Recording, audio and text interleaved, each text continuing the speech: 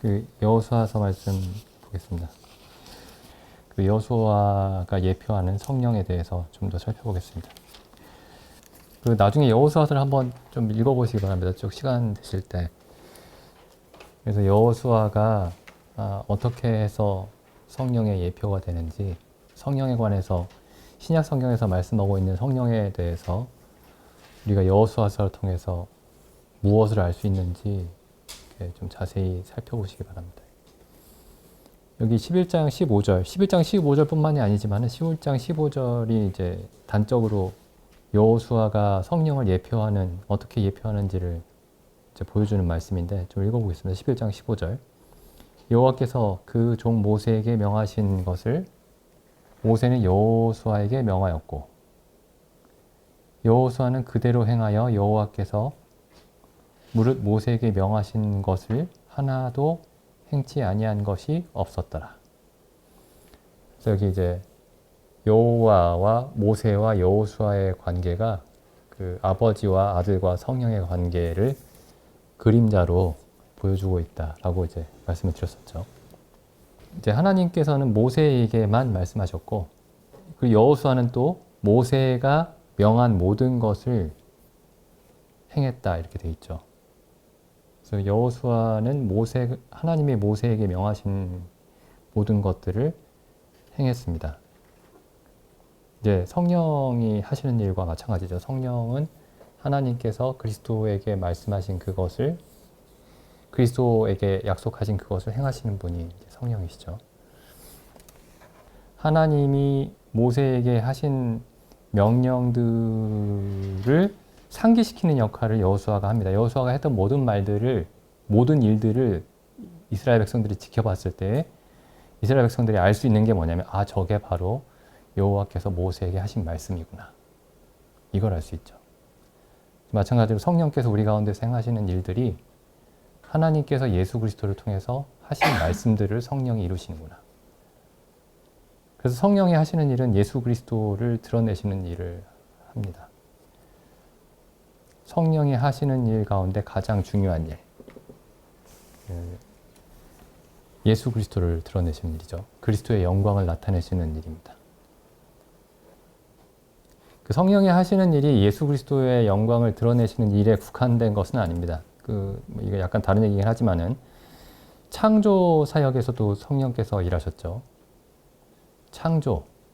천지와 만물을 창조하실 때에도 성령께서 일하셨습니다.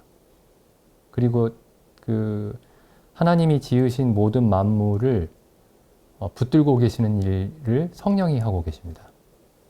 아버지와 아들과 성령이 함께 하시는 거죠. 그러니까 이제 이렇게 간략하게 정리하면 이렇습니다. 하나님이 하시는 일을 성경에서 보통 창조 사역, 창조하시는 일, 그리고 구원하시는 일, 구속의 사역, 그다음에 심판하시는 일, 이렇게 셋으로 나누죠. 창조와 구속과 심판, 이 세 가지 모든 사역에 아버지와 아들과 성령이 항상 동일하게 함께 하십니다.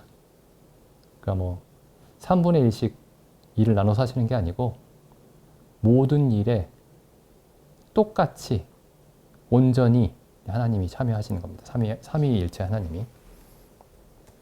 그래서 지금 우리가 지금 세상을 바라볼 때 세상의 그 모든 자연 현상들 배후에 성령이 일하시고 계시는 것을 볼 수 있습니다. 그리고 세상에 있는 모든 사람들이 거듭나지 않은 사람들, 하나님을 전혀 모르는 사람들, 하나님이 없다고 주장하는 사람들조차도 그 사람들이 가지고 있는 어떤 자연적인 능력 있죠. 어떤 지능이나 어떤 기술이나 이런 모든 것들을 성령께서 주시는 능력입니다. 자연적인 능력들. 이걸 그래서 보통 많은 이제 사람들이 이걸 이제 일반 은혜라고 불렀어요. 일반 은혜. 일반 은혜, 성경에 이제 일반 은혜, 특별 은혜 이렇게 나눠서 이제 불렀는데, 일반인들에게 주시는 은혜죠.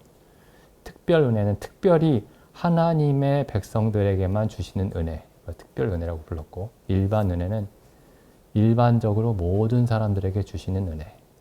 그래서 사도 바울도 이제 예수님도 그런 부분에 대해서 말씀하셨고, 물론 구약에도 그런 말씀들이 많이 있죠. 마태복음에 가보시면은 5장 44절에 보시면 이런 말씀 있죠. 예수님이 이제 이렇게 말씀하십니다. 나는 너희에게 이르노니 너희 원수를 사랑하며 너희를 핍박하는 자를 위하여 기도하라. 이같이 한즉 하늘에 계신 너희 아버지의 아들이 되리니 이는 하나님이 그 해를 악인과 선인에게 비추게 하시며 비를 의로운 자와 불의한 자에게 내리우심이니라. 하나님이 악인과 불의한 자는 돌보시지 않는 게 아닙니다. 악인과 불의한 자에게도 선인과 의로운 자를 돌보시는 것과 마찬가지로 똑같이 돌보시는 그런 부분이 있습니다. 해를 주시고 비를 내리신다 이렇게 말씀하셨는데 여기 이게 해와 비가 그러니까 해를 주시고 비를 내리시는 것만이 아니고 이제 해와 비가 이제 모든 사람들에게 하나님이 일반적으로 주시는 베푸시는 은혜에 대한 어떤 대표죠, 대표. 하나님이 호흡도 주시고 건강도 주시고 농사 짓는 기술도 주시고 모든 것들을 주십니다. 악기를 다루는 재능도 주시고 그림을 그리는 재능도 주시고 사람들에게 믿지 않는 사람들에게 주시는 어떤 많은 능력들이 전부 성령이 주시는 겁니다. 사도 바울도 이렇게 얘기를 하죠. 사도행전 14장에 보시면 이 바나바와 바울이 이제 날 때부터 안전뱅이 된 사람을 고치니까 이렇게 세웠죠. 그러니까 이제 이 바나바와 바울을 그리스의 신들이 그 제우스 신이죠. 제우스 신과 헤르메스 신이 내려왔다. 이렇게 하면서 이제 경배를 하려고 합니다. 그러니까 바나바와 바울이 옷을 찢죠. 옷을 찢으면서 이제 사람들에게 얘기를 합니다. 그 14장 15절을 보시면 가로되 여러분이 어찌하여 이러한 일을 하느냐 우리도 너희와 같은 성정을 가진 사람이라 너희에게 복음을 전하는 것은 이 헛된 일을 버리고 천지와 바다와 그 가운데 만유를 지으시고 살아계신 하나님께로 돌아오라 함이라. 하나님이 지나간 세대에는 모든 족속으로 자기의 길들을 다니게 묵인하셨으나 그러나 하나님 자신을 증거하지 아니하신 것이 아니니 곧 너희에게 하늘로서 비를 내리시며 결실기를 주시는 선한 일을 하사 안 믿는 사람들에게 하신 일이죠. 안 믿는 이방인들에게 음식과 기쁨으로 너희 마음에 만족해 하셨느니라. 이게 하나님이 모든 믿지 않는 사람들에게도 선을 베푸시고 계신다는 그런 말씀입니다. 근데 이제 복음을 잘못 이해하면은 이런 현상이 생기죠. 뭐 어차피 지옥 갈 사람들 하면서 하나님은 그 믿지 않는 사람들도 돌보시는데 정작 하나님을 믿는다고 하는 하나님의 자녀라고 스스로 자녀라고 얘기하면서 그 그리스도인이 아닌 사람들을 정말 아무것도 아닌 것으로 여기죠. 그러니까 하나님이 이렇게 자기를 믿지 않는 사람들에게 심지어 하나님을 미워하죠. 미워하는 사람들에게 하나님이 베푸시는 이런 은혜를 생각하면은 하나님의 생각이 얼마나 큰가를 좀 느껴볼 수 있습니다. 여기 또 한 군데 보시면은 사도행전 17장에 보시면 사도 바울이 또 이렇게 얘기를 하죠. 17장 24절에 이 아테네에서 한 얘기죠. 아테네에서 그리스인들에게 우주와 그 가운데 있는 만유를 지으신 신께서는 천지의 주제시니 선으로 지은 전에 계시지 아니하시고 또 무엇이 부족한 것처럼 사람의 손으로 성김을 받으시는 것이 아니니 이는 만민에게 생명과 호흡과 만물을 친히 주시는 자이십니다. 이게 아버지와 아들과 성령이 함께 하시는 일인데 아버지와 아들과 성령이 일하실 때 그 모든 일의 끝에는 성령이 계십니다. 아버지와 아들과 성령이 함께 일하시는데 그 모든 일의 끝에는 성령이 계십니다. 그 모든 일의 시작점에는 아버지가 계시고요. 아버지와 아들 성령이 함께 일하실 때 그래서 이제 창세기 1장에서 일어난 일을 두고 이 아버지와 아들과 성령이 일하시는 그 방식을 생각을 해보면은 아버지께서 말씀하셔서 만물이 창조가 되죠. 그래서 하나님이 말씀하신다 할 때 이 말씀이 아들입니다. 아들. 그리고 그 말씀의 능력으로 만물이 나타나죠. 이 능력이 성령입니다. 이렇게만 얘기하면 이제 말씀과 능력이 마치 인격이 아닌 것처럼 그렇게 느껴지는데, 이렇게만 도식적으로 이해하면은 이런 문제가 생기죠. 아버지만 인격이고 아들과 성령은 마치 인격이 아닌 것처럼. 근데 어쨌든 이제 그 창세기 1장에서는 그렇게 우리가 이해할 수 있습니다. 그래서 요한복음 1장에서는 이렇게 말씀하고 있죠. 그 사실을 두고 요한복음 1장 1절에 보시면 태초에 말씀이 계시니라. 이 말씀이 하나님과 함께 계셨으니 이 말씀은 곧 하나님이시니라. 이게 지금 창세기 1장을 이게 염두에 두고 있어야지 요한복음 1장이 이해가 되죠. 그 태초에 말씀이 계시니라 했을 때, 하나님이 태초에 말씀으로 천지를 창조하셨다라는 그 사실을 우리가 기억하고 있어야 이 요한복음 1장 1절 말씀이 이해가 됩니다. 여기서 이제 이 말씀이 예수 그리스도라고 요한복음 1장에서 말씀하고 있죠.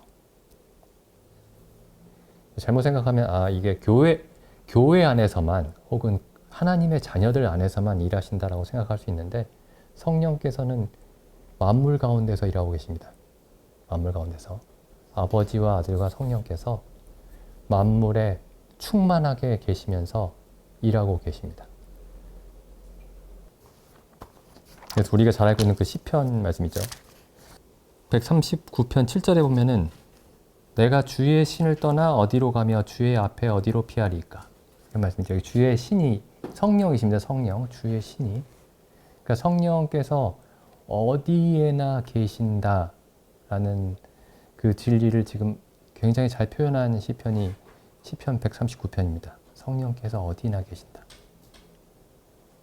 어디에나 똑같이 계신다. 그러니까 어디에는 희미하게 계시고 어디에는 강하게 계신 게 아니고 어디에나 똑같이 계신다. 그래서 이렇게 얘기를 하죠. 8절에 내가 하늘에 올라갈지라도 거기 계시며 음부에 내 자리를 펼지라도 거기 계시니다. 하늘과 음부는 이제 성경에서 말할 때 가장 높은 곳과 가장 낮은 곳이죠. 가장 높은 곳과 가장 깊은 곳. 가장 높은 곳과 가장 깊은 곳에 똑같이 계십니다. 지금 시편 139편이 그 성령에 관한 말씀입니다. 성령. 약간 다른 얘기로 갔는데, 근데 이제 그 거듭난 성도들 안에서, 그러니까 교회 안에서 하시는 일은 그리스도를 나타내시는 일입니다. 성령이 하시는 일이요. 그리고 이제 성령이 이제 그리스도를 나타내신다. 그 요한복음 16장에 있죠. 요한복음 16장 13절에 보시면 그러나 진리의 성령이 오시면 그가 너희를 모든 진리 가운데로 인도하시리니. 그 다음에 14절을 보시면 그가 내 영광을 나타내리니. 그래서 성령이 하시는 일은 그리스도의 영광을 나타내시는 일입니다. 근데 그리스도의 영광을 나타내시는 일인데, 그 그리스도의 영광을 나타낸다는 게 도대체 무슨 말이냐. 이제 두 가지로 이해해야 됩니다. 이 말씀의 의미를 두 가지 측면에서 이해를 해야 되는데, 첫 번째는 그리스도인 개인을 통해서 그리스도의 영광을 나타내십니다. 그리스도인 개인을 통해서. 또 한 가지는 교회를 통해서 나타내십니다. 그래서 개인을 통해서 나타내시는 부분이 있고 교회를 통해서 나타내시는 부분이 있어요. 근데 어떤 사람들은 개인을 통해서 성령이 나타내시는 일만 있는 것처럼 생각합니다. 그래서 그것으로 충분한 것처럼 생각을 해요. 근데 또 어떤 사람들은 교회가 중요하다면서 개인을 통해서 성령이 나타나시는 일에 대해서는 깊이 생각하지 않습니다. 교회가 중요하니까. 교회가 전부니까. 결국 교회니까. 결국에 교회가 중요하니까.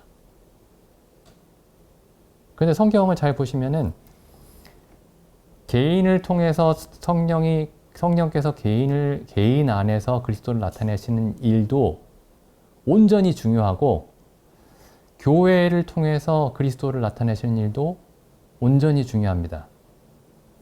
그러니까 어떤 게 덜 중요하고 어떤 게 더 중요하고 이런 게 없습니다. 이 두 가지가 분리될 수 있는 게 아닙니다. 여기 이제 개인을 통해서 나타내시는 면을 한번 먼저 살펴보겠습니다. 성경에 이제 곳곳에 있지만은 갈라디아서에 보시면 사도 바울이 이렇게 얘기를 하죠. 1장 15절부터 읽었습니다. 1장 15절. 그러나 내 어머니의 태로부터 나를 택정하시고 은혜로 나를 부르시니가 그 아들을 이방에 전하기 위하여 그를 내 속에 나타내시기를 기뻐하실 때에, 여기 보시면 이제 사도 바울이 자기 개인, 나 한 사람에 대해서 얘기하고 있습니다. 내 속에 그리스도를 나타내셨다. 하나님이 내 속에 그리스도를 나타내셨다. 여기 이제 사도 바울이 우리라는 말을 쓰지 않고 내 속이라고 얘기를 하고 있죠. 자기 간증을, 자기가 어떻게 그리스도를 믿게 되었는지를 이야기하면서 이제 하고 있는 말씀입니다. 그러면 여기 그리스도를 내 속에 나타냈다는 말의 의미가 뭐냐? 여기 이 갈라디아서에서 이제 그 의미를 좀 자세히 설명하고 있는데, 그 갈라디아서 2장 20절 보시죠. 2장 20절의 하반절 보시면 이런 말씀이 있습니다. 오직 내 안에 그리스도께서 사신 것이라. 이게 내 속에 그리스도를 나타내셨다라는 말의 그 의미를 설명하고 있는 겁니다. 오직 내 안에 그리스도께서 사신 것이다. 근데 여기 오직 내 안에 그리스도를 나타내시기 위해서 하나님이 먼저 하셔야 되는 일이 있습니다. 그 일이 뭐냐면 바로 앞에 내가 그리스도와 함께 십자가에 못 박혔나니, 나를 먼저 죽이셔야 됩니다. 그러니까 내 안에 나도 나타나고 그리스도도 나타나는 게 아니고 그리스도만 나타나시는 거죠. 그리스도만 나타나시는 겁니다. 근데 어떻게 나를 죽이시냐면은 19절에 보시면 내가 율법으로 말미암아 죽었나니, 율법으로 말미암아 율법을 향하여 죽었나니 이렇게 돼 있는데, 먼저 율법으로 말미암아 죽었나니 의 의미를 먼저 살펴보겠습니다. 그 율법으로 말미암아 죽었나니, 율법을 보니까 율법이 이제 하나님이 사람을 향해서 요구하시는 의롭고 선한 요구들이죠. 온전하고 의롭고 선한, 정당한, 마땅한 모든 요구들입니다. 뭐 지나친 요구가 없어요. 거기에는 지극히 당연하고 온당한 그런 요구들밖에 없는 겁니다. 그런데 그 요구들을 보니까, 사도 바울이 들여다보니까, 내가 하나님의 그 어떤 요구도 단 하나도 만족시킬 수가 없구나. 단 하나도 만족시켰던 것이 없구나.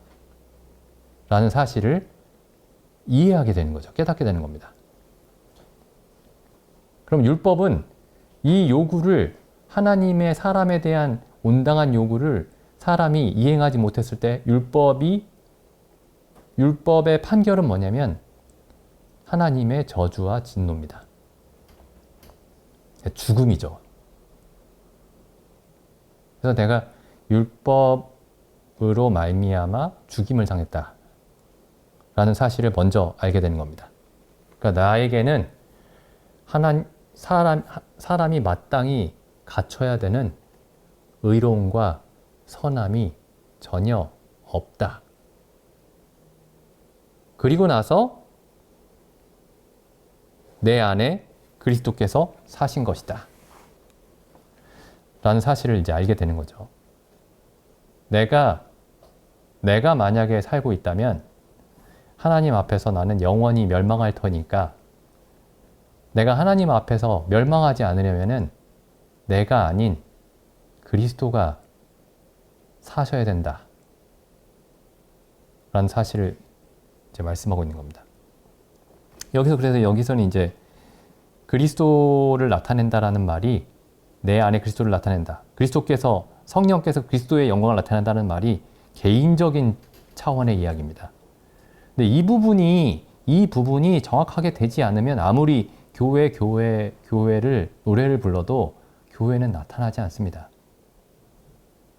그러니까 자기 안에 자기의나 자기의 선함이나 자기의 우월함이나 그런 게 남아 있으면, 그런 생각이 있으면 교회가 나타나지가 않습니다.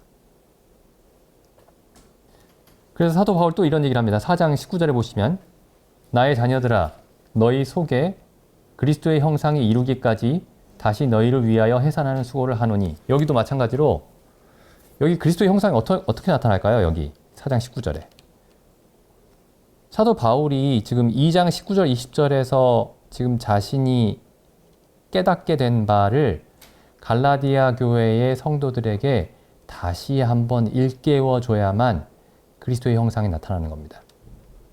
그러니까 우리 모두가 율법으로 말미암아 죽임을 당한 사람이다. 율법의 어떤 요구도 이룰 수 없고 하나님 앞에서 우리의 선함이나 의로움에 대해서 전혀 제시할 수가 없는 그런 사람들이다 라는 사실을 이해할 때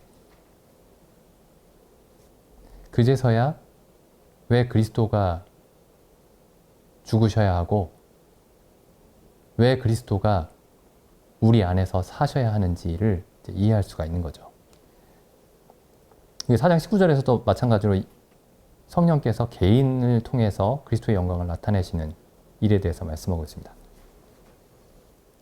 이 갈라디아서 전체가 지금 개인적인 차원의 이야기를 하고 있는 겁니다. 개인적인 차원의 이야기. 고린도전서 13장을 한번 보시죠. 교회에서 성령께서 하시는 일이 뭐냐면 교회를 통해서 나타내시는 그리스도의 영광을 나타내신다라는 말의 의미는 여기 고린도전서 12장에 잘 나와 있습니다. 고린도전서 12장. 형제들아 신령한 것에 대하여는 내가 너희의 알지 못하기를 원치 아니하노니. 여기 신령한 것이라는 말은 영적인 것이라는 뜻입니다. 영적인 것. 형제들아 영적인 것에 대하여는, 그러니까 다시 말하면은 성령이 하시는 일에 관해서는 이란 뜻이죠. 성령에 관한 사실에 대해서는 이란 뜻입니다. 형제들아 성령이 하시는 일에 대해서는 너희가 알지 못하기를 원치 아니하노니. 그러면서 성령이 하시는 일에 대해서 먼저 얘기를 하죠.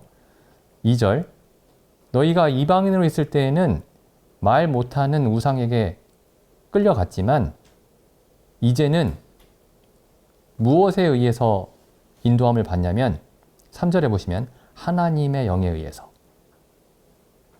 그리고 성령에 의해서. 그래서 지금 12장 전체가 지금 성령이 하시는 일에 대해서 말씀하고 있는 겁니다. 근데 성령이 하시는 일이 여기서 결국 무엇에 관해서 말씀하고 있냐면은 몸에 대해서 얘기를 하고 있죠. 교회에 대해서 얘기를 하고 있습니다. 그래서 성령께서 이제 예수님이 성령이 오시면 너희를 모든 진리 가운데로 인도하실 텐데 그 성령이 내 영광을 나타낼 것이다 라고 했을 때에 이 교회 중에서 자기를 나타내시겠다라는 그런 말씀이죠. 그래서 우리가 이렇게 얘기를 해야 됩니다. 만약에 우리가 정말 성령에 관한 이 성경의 가르침을 믿는다면은 내 안에 그리스도께서 사신 것이다. 이렇게 얘기할 뿐만 아니라 교회 안에 그리스도께서 사신다. 이렇게 똑같이 얘기를 해야 됩니다. 교회 안에 사시니까, 교회 안에 계시니까, 교회가 일을 하니까 나는 예전에 그래서 이렇게 얘기하는 경우들이 많이 있었습니다. 교회가 한다. 내가 아니고 교회가 한다. 근데 성경은 둘 다 똑같이 얘기하고 있습니다. 그래서 여기 이제 교회 성령께서 교회를 통해서 그리스도의 영광을 나타내신다는 말씀. 여기 보시면 12절에 12장 전체가 그렇지만은 12절 보시면은 몸은 하나인데 많은 지체가 있고 몸의 지체가 많으나 한 몸과 같이 그리스도도 그러하니라.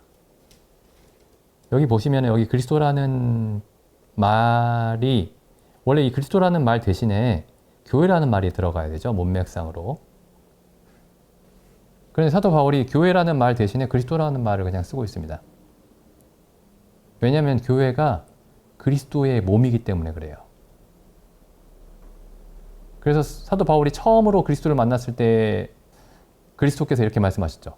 사울아 사울아 어찌하여 내가 나를 믿는 사람들을 핍박하느냐 이렇게 말씀하지 않으셨고 그 다음에서 이렇게 말씀하셨죠.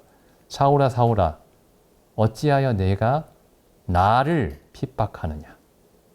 사도 바울은 예수님을 핍박한 적이 없었는데, 예수님을 본 적도 없는데 예수님이 나타나셔서 네가 왜 나를 핍박하느냐. 사도 바울이 핍박했던 것은 교회였죠.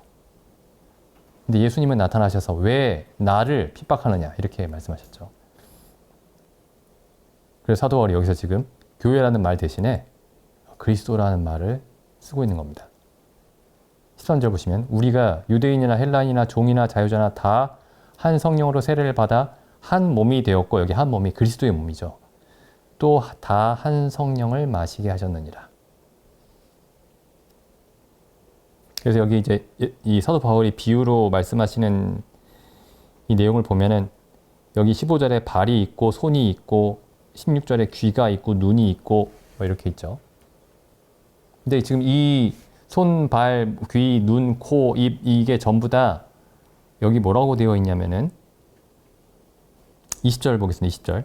이제 지체는 많으나 몸은 하나라. 눈이 손더러 내가 너를 쓸데없다 하거나. 사도 바울 왜 이렇게 얘기했을까요? 왜 이런 표현을 썼을까요? 쓸데없다라고 생각했기 때문에 그렇습니다. 쓸데없다. 저 사람들은 쓸데가 없다. 물론 그 반대 경우도 있죠. 15절, 16절은 그 반대 경우입니다. 나는 쓸데없다. 나는 별로 쓸모가 없다. 나는 별로 기능이 없다. 나는 별로 역할이 없다. 나는 몸에 붙지 않았다. 나는 눈이 아니니까. 이런 사람들이 있었던 반면 또 한편으로는 저 사람들은 쓸모가 없다. 이 고린도 교회에 그런 현상들이 있었고 야고보서에도 보면 그런 현상들이 있었습니다. 야고보서에 보면 그래서 고린도 교회에서는 이런 사람들은 쓸모 있다고 생각했던 거예요. 세상에 지혜 있고 능력 있는 사람들, 혹은 세상에 지혜 있는 척하고 능력 있는 척하는 사람들. 그래서 고린도전서 처음에 사도 바울이 굉장히 강하게 경계를 하고 있죠. 하나님이 세상의 지혜와 능력을 없는 것으로 여기신다. 야고보서에서도 그런 말씀이 있죠. 너희가 세상에 능력 있는 자들을 좋은 자리에 앉히고 그렇지 않은 자들을 뒷전에 앉힌다. 뭐 이런 말씀들이 있죠. 이게 고린도 교회가 특별히 굉장히 이 사람들이 배은망덕하고 아주 그냥 복음도 전혀 이해 못하고 아주 악한 사람들이라 그랬던 게 아닙니다. 이게 이 진리를 자세히 우리가 생각하고 있지 않으면은, 마음에 깊이 새겨두고 있지 않으면은 모든 사람이 누구나 다 빠질 수 있는 그런 경향입니다, 이게. 22절 보시죠. 이뿐 아니라 몸에 더 약하게 보이는 지체가 도리어 요긴하고 우리가 몸에 덜 귀히 여기는 그것들을 더욱 귀한 것들로 입혀주며 우리의 아름답지 못한 지체는 더욱 아름다운 것을 얻고 우리의 아름다운 지체는 요구할 것이 없으니 오직 하나님이 몸을 고르게 하여 부족한 지체에게 존귀를 더하사 몸 가운데서 분쟁이 없고, 그 다음 보시죠. 오직 여러 지체가 서로 같이 하여 돌아보게 하셨으니. 서로 돌아봐야 되는 이유가 있죠. 혼자서는 설 수 없기 때문에 그렇습니다. 그러니까 다른 말로 말씀드리면 혼자서는 부족하기 때문에 그래요. 근데 어떤 부족한 점을 문제로 삼을 수도 있는 겁니다, 우리가. 서로 어떤 부족한 점 때문에 서로 돌보게 하셨는데 그 부족한 점을 문제시 삼을 수가 있는 거예요. 그리고 그 부족한 점 때문에 쓸데없다. 눈이 손더러 쓸데없다. 이렇게 하거나, 혹은 스스로 어떤 것들이 부족하다고 생각해서 나는 몸에 붙지 않았다. 여기 15절, 16절에 나와 있는 것처럼 나는 몸에 붙지 않았다. 사실상 그렇게 말할 수 있는 거죠. 우리가 이론적으로는 모든 지체가, 모든 성도들이 다 한 몸의 지체다 이렇게 얘기해도 실제로 나는 몸에 붙지 않았다. 이렇게 생각할 수도 있는 겁니다. 요한복음 13장을 보겠습니다. 아까 방금 읽은 고린도전서 12장 말씀. 오직 모든 지체가 서로 돌아보게 하셨다. 서로 돌아보게 하셨다는 그 말씀이 그림으로 나타난 곳이죠. 요한복음 13장이. 그리스도께서 제자들의 발을 씻기셨습니다. 여기 보시죠. 그리스도가 성령께서 그리스도를 나타내신다라고 해서 그리스도의 영광을 나타내신다라고 했을 때에 여기 12제자들, 12제자, 뭐 그 중에 이제 가룟 유다는 이제 없지만은 이 12제자들을 통해서 그리스도를 나타내십니다. 나중에 이 12제자들이 이제 성령이 오신 이후에 예수님이 하신 것처럼 똑같이 하게 되죠. 예수님이 제자들의 발을 씻기신 것처럼 서로 발을 씻기게 됩니다. 여기 잘 보시면 개인을 통해서 그리스도가 개인 안에서 각 사람 안에서 그리스도가 자기 영광을 나타내시는데 이 그리스도는 반드시 이 다른 11 제자들과 함께 하게 되어 있습니다. 그래서 개인을 통해서 그리스도를 나타내시면서 동시에 교회 안에서 교회를 통해서 그리스도의 영광을 나타내게 되어 있습니다. 그래서 우리가 성령께서 우리 안에서 그리스도를 나타내고 있는가? 성령께서 우리 안에서 그리스도의 영광을 드러내고 계시는가? 우리가 나 개인적으로나 또 교회적으로나 성령께서 우리 안에서 일하고 계시는가? 이런 부분을 생각해 봤으면 좋겠습니다. 기도 드리는 시간 갖겠습니다.